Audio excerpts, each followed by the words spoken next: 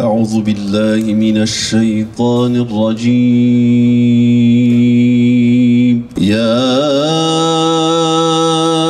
أيها الذين آمنوا قاتلوا الذين يلونكم من الكفار وليجدوا فيكم غلظة وإذا ما أنزلت سورة فمنهم من يقول أيكم زادته هذه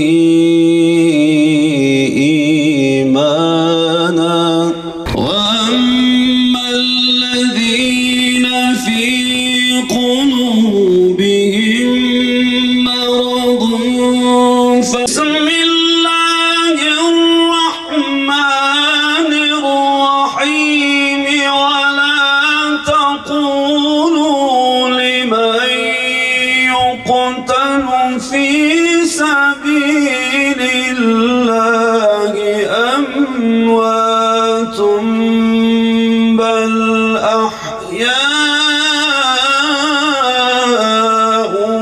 ولكن لا تشعرون.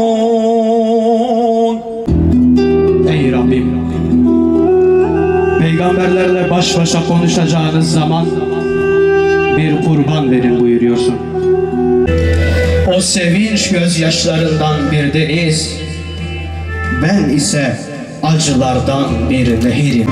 Gündüzlerim ölüm koktu, gecelerim sen. Zeynep'i, Ümmü Gülsüm'ü, Rukiye'yi toprağa verdiğin gibi kaç kız çocuğunu toprağıma verdim bir bilsen.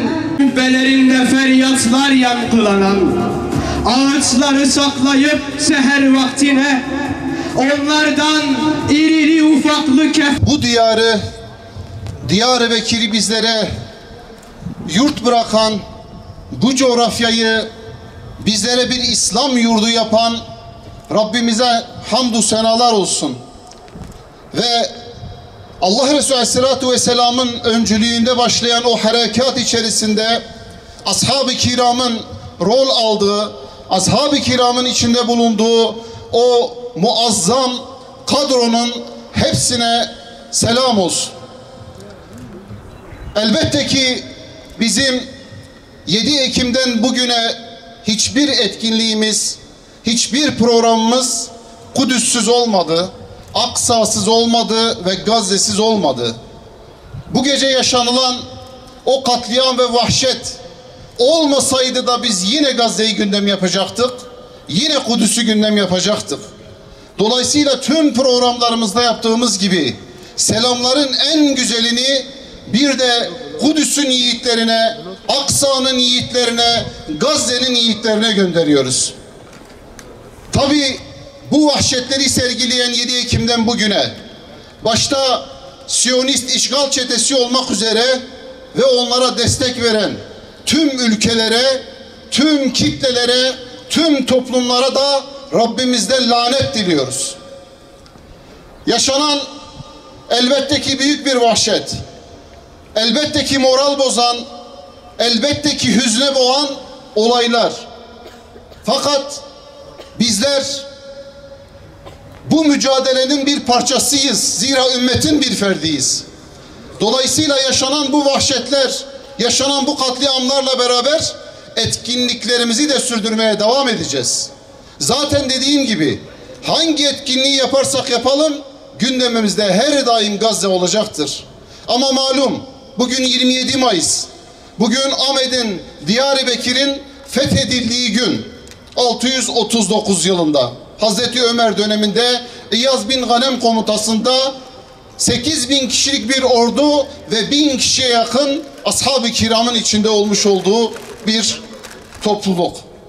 İşte bu İslam ordusu bu içinde bulunmuş olduğumuz bölgede, caminin olduğu mekanda, karargahlarda Ahmet'in ve Diyarbakır'ın fethini gerçekleştirmek üzere geldiler, burada bulundular, ayak bastılar ve bu coğrafyayı İslamlaştırdılar.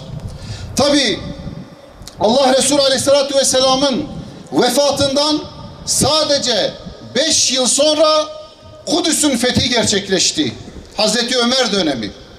Ve ondan sadece 2 yıl sonra da buranın, Ahmet'in ve Diyarbakır'ın fethi gerçekleşti. Dolayısıyla Kudüs ve Diyarbakır fetih kardeşleri ve ikisi Harem-i Şerif kardeşliğine sahip. İkisi de Harem-i Şeriflerden. Ve o dönem gerek Kudüs gerekse de bu coğrafya Bizans'ın esareti altındaydı. Fethedildiği o dönemde ikisinin de ortak bir yönü de Bizans'ın esareti altında olmasıdır. Ve o döneme gittiğimizde, o tarihlere gittiğimizde, o dönem gerek Kudüs, gerek Diyarbakır veya gerekse diğer coğrafyalarda diğer ideolojilerin, sistemlerin, fikirlerin, krallıkların esaretleri altında olan bu coğrafyalarda her daim yaşanan zulümdü, vahşetti, acıydı ve hüzündü. Katliamlardı. Ve o dönemde Kudüs'te yaşayanlar da mutlu değillerdi. Diyarbakır'da yaşayan Kürtler de mutlu değillerdi. Bir Bizans ve bir Sasani arasında gerçekleşen mücadelelerde değişimler yaşandı. Bir Bizans'ın, bir Sasani'nin eline geçen bu coğrafyalarda halk her ikisinden de eziyetler gördü, sıkıntılar çekti, katliamlar yaşadılar. Kendi dinlerinden olan Hristiyanlar bile onlardan mutlu değillerdi. Zira İslam'ın hakim olmadığı, gayri İslami sistem ve düzenlerin hükümran olduğu hiçbir coğrafyada, hiçbir tarihte insanlık huzur ve selamet görmedi. Onların hakim olduğu tüm dönemlerde yaşanan sadece vahşet oldu. Kudüs'ü ele geçirdiklerinde de bu vahşetleri sergilediler. Burayı, Diyarbakır'ı, Sasani veya Bizans ele geçirdiğinde de yine hep zulümler, vahşetler yaşandı. Kudüs'te Haçlı ele geçirdiğinde 70 bin insanı nasıl katlettiyse burayı ele geçirdiklerinde de Silvan'da 80 bin insanın katledildiği yazılıdır. Tarihi kayıtlarda. Ve her ne zaman İslam dışı sistemler hakim olduysa bu tekrar edip durdu. Bugün Siyonist çetenin de maalesef hakim olduğu o coğrafyada yaptıkları o günden farksız bir durumdur. O gün yaşanan vahşetlerin bir benzerini bugün onlar yaşatıyorlar. Çünkü iman insanı insan eder, belki de sultan eder diyen üstad, imansızlığın insanı nasıl vahşete sürükleyeceğini çok net güzel ifade etmiş oluyor. İman ve inançtan yoksun insanların vicdandan da yoksun olduğunu ve vahşileştiğini işte o günde yaşanmıştı. O günün insanlığı bugün de yine Siyonist çeteler bunları yaşatmaktadır. Endülüs'te bundan bir farklı durum mu yaşandı? Endülüs'te de bu yaşanan vahşetlerin bir benzeri yaşanmadı mı? İslam medeniyeti orada muazzam bir gelişmişlik, bir medeniyet inşa ederken onlar diri diri inananları yaktılar Endülüs'te, Endülüs medeniyetinde. Ve orada İslam medeniyeti insanlığı ihya ederken onlar bakınız bugün o günden kalan ve sadece turistik amaçlı bıraktıkları bir Kurtuba Camisi'ni bıraktılar. Kısmet oldu da bazı ülkelere gittik ve orada benzer durumların yaşandığına şahitlik ettik. Örneğin Batum bir zamanlar İslam diyarıydı, nice camiler vardı ama gittiğimizde sadece Orta Cami diye bir cami sadece öksüz bir şekilde Batum'da duruyor. Yine benzer şekilde Bulgaristan Sofya'da bir zamanlar birçok camilere sahipken bugün gittiğinizde sadece Büyük Cami diye bir cami bırakılmış. O da kapalı vaziyette, ibadete bile açık değil. Öte yandan Mart ayında gittik. Sırbistan, Belgrad'da yine bir dönem Osmanlı'nın orada hakim olduğu dönemlerde nice İslam izleri, mekanları varken bugün sadece Bayraklı Cami diye bir cami var. Orada evet namaz kılınıyordu, namaz kılmak nasip oldu. Ama dediğimiz gibi İslam'ın hükmünü kaybettiği, Müslümanların otoritesini kaybettiği tüm coğrafyalarda yaşanan hep zulüm olmuş, hep eziyet ve hep katliam olmuştur. İşte dediğimiz gibi Kudüs'te de bu yaşandı aynen ve o dönem Diyarbakır'da de bunlar aynı şekilde yaşandı. Peki sonrasında neler oldu? Ashab-ı kiram yaklaşık 2000 kilometre öteden Hicaz topraklarından buralara gelmeye başladılar. Kudüs'ü, Şam'ı, Antakya'yı, Antep'i, Urfa'yı, Mardin'i, Nusaybin'i tüm buraları fethettiler ve akabinde Diyarbakır'a gelip 639'da da burayı fethettiler. Neden geldi o ashab-ı kiram? Neden kendi yurtlarını ve coğrafyalarını, ailelerini terk edip ta bu diyarlara kadar geldiler? Bir tek amaçla bizleri, o gün yaşanan insanları esaretten kurtarıp Allah'a kulluğun özgürlüğüne kavuşturmak. Bir tek bu amaçla tüm sahip olduklarını terk ederek, ailelerini, evlatlarını terk ederek bizlere bu coğrafyaları yaşanılır kılmak için geldiler. Ve Kudüs'ü böyle fethettiler, bu bölgeyi böyle fethettiler, Diyarbakır'ı böyle fethettiler. Ashab-ı kiram işte böyle bir niyet ve amaçla gelerek bizlere bu coğrafyaları yaşanılır hale getirdi. Ve İslam ve Müslümanlar Kudüs'te hükümran olduktan sonra, hakim olduktan sonra yine oraları ihya ettiler ve inşa ettiler. Oralarda bir yandan manen insanlığın yücelmesi için mescitler, ibadet yerleri, tekkeler yapıldı ve öte yandan medreseler inşa edildi. 2 yıl önce Kudüs'e de gitmek nasip oldu. Kudüs'te Mescid-i Aksa'nın kuzey cephesinde hep medreseler vardır. İçi mescit dolu. Zaten Mescid-i Aksa'nın her tarafı mescit. Öte yandan kuzey cephesinde de nice medreseler var. Gerek Hazreti Ömer döneminden sonra, gerek 2. Fetih'te Selahaddin-i Eyyubi'den sonra oralar hep ihya edildi, hep yaşanılır bir hale getirildi. Bir yandan manevi, bir yandan maddi gelişmişlik adına nice şeyler yapıldı, medeniyetler inşa edildi. Diyarbakır fethedilmeden önce bu coğrafyada, burada yaşayan Kürtler ya Sasanilerin ya Bizans'ın esareti altında hor görüldü, ezildi, katliama maruz bırakıldı. Ama İslam ve Müslümanlar ve ashab-ı kiram buralara ayak bastıktan sonra, buralar İslamlaştırıldıktan sonra buralarda mescitlerle, camilerle, ibadet mekanlarıyla tanıştıkları gibi medreselerle tanıştılar ve bu coğrafya ihya edildi, inşa edildi. İşte İslam'ın gittiği tüm yerlerde yapılan hep bu oldu. Hep oralar ihya edilip inşa edildi. Nerelere bakarsak bakalım hepsinde İslam'ın ve Müslümanların oraları ihya ettiklerini görürüz. Bakınız, bir Hollandalı araştırmacı Brunissen adında, ben diyor Endonezya'ya gittiğimde orada nice El-Kürdi lakaplı insanlarla karşılaştım. Ve düşündüm, dedim ki buraları herhalde Kürtler fethetmişler. Endonezya. Kısmet oldu, Malezya'ya gitmiştik.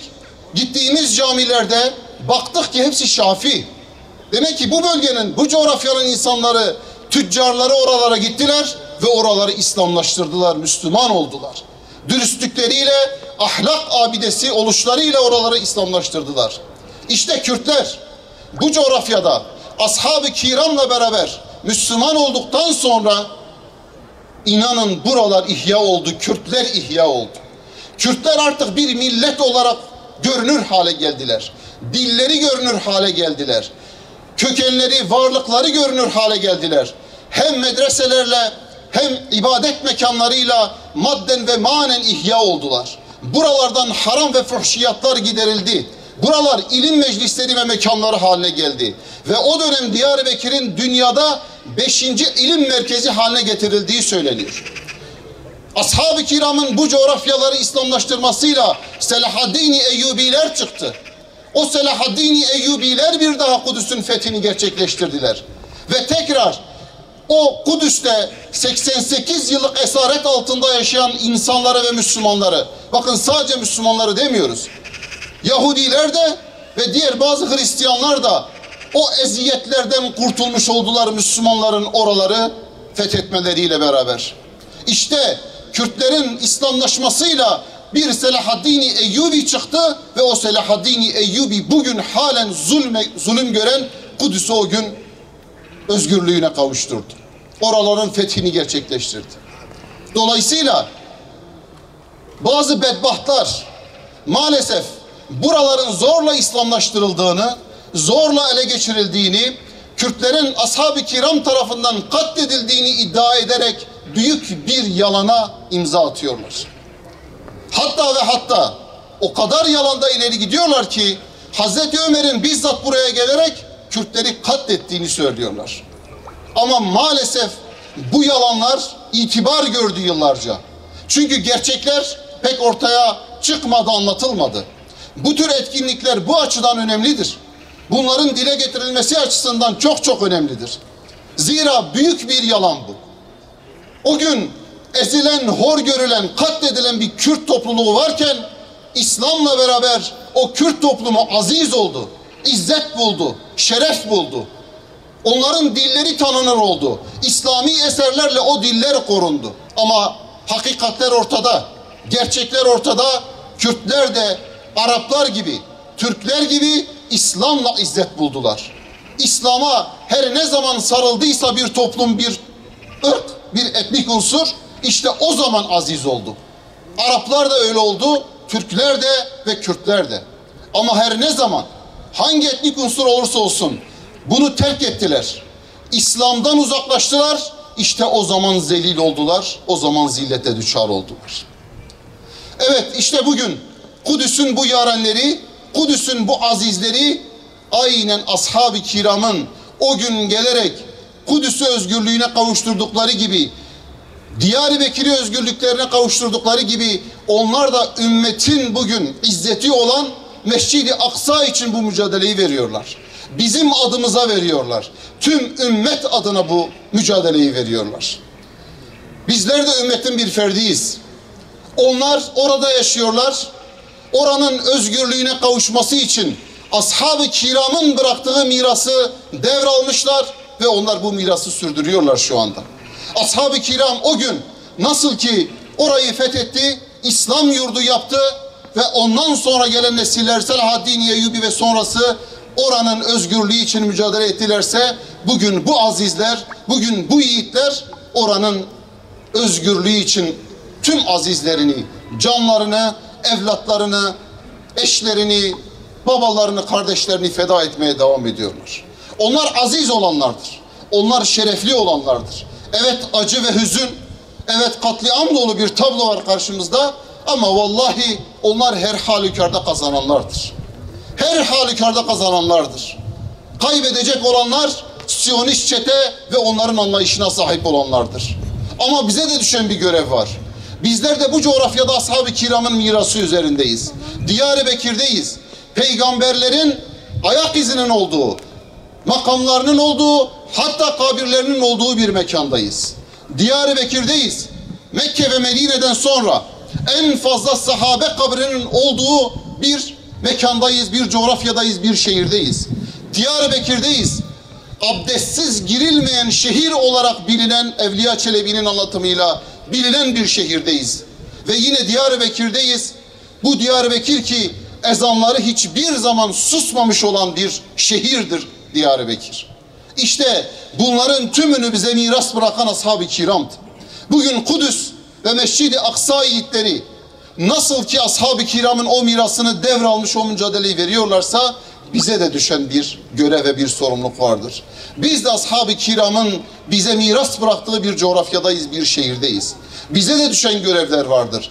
Bize de düşen şudur ki ashab-ı kiramın bize miras bıraktığı bu şehri ihya etmekle buraları hem bir üniversite ortamındayız, Dedik ki Kudüs'te, Diyarbakır'da böyle ihya oldu. Bir yandan maneviyatla burayı ihya etmek, öte yandan medeniyetle, yani medreselerle, ilimle ve bilgiyle buraları ihya etmekle mükellefiz. İki kanatlı olmalı mümin. Özellikle de üniversite ortamında olarak bunu söylüyorum. İki kanatlı. Eğer maneviyatımızı kaybedersek, istediğimiz kadar bir medeniyet inşa edelim, asla zafere ulaşamayız. Endülüs'ün yıkıldığı döneme doğru gittiğiniz zaman onlar teknolojik ve medeni anlamda ileriydiler. Ama manen çökmüşlerdi, oralar ayakta kalamadı. O yüzden maneviyat ve inanç olmadan tek başına bilgi ve teknoloji bizi asla zafere ulaştıramaz. Maneviyatımızı güçlü tutmak, inancımızı, imanımızı, ibadetimizi güçlü tutarak başta onunla bir kuvvetlenmek durumundayız. İkinci olarak da ilimle ve bilgiyle kendimizi donatacağız ki küfre ve düşmana karşı ancak mücadele edebilelim. Şeyh Ahmet Yasin, işte bugün onun talebeleridir bu mücadeleyi verenler. O gün bu mesajı verdi. Sizlere İslam ahlakıyla ahlaklanmanızı tavsiye ediyorum. Başta o. İslam ahlakıyla ahlaklanmak. Gayri İslami düşünce, sistem ve ideolojiler değil. İslam dışı hiçbir anlayışla değil. İslam ahlakıyla ahlaklanmanızı sizlere öneriyorum. Sonrasında ilimle kendinizi donatmanızı tavsiye ediyor. Dünyayı ve ahireti kuşatacak bir ilimle diyor, kendinizi donatın. Zira bizim bugün küfre ve düşmana karşı, Siyonizme karşı baş edebilmemiz için en büyük silahımızdır o ilim ve o bilgi. İnşallah bizler de ashabın ve ondan sonra gelen nesillerin bizlere bıraktığı bu mirası devralır ve onu hakkıyla taşırız. Bir yandan kendimizi imanla ve maneviyatla donatma, öte yandan ilimle ve bilgiyle kendimizi donatarak sadece kendimizi değil, yaşadığımız coğrafyaları ihya ve inşa etme vazifesini yerine getiririz. Çünkü bizim amacımız sadece kendimizi değil, yaşadığımız coğrafyadaki tüm insanları huzura ve selamete kavuşturmak. İslam ümmeti böyle bir anlayışa sahipti.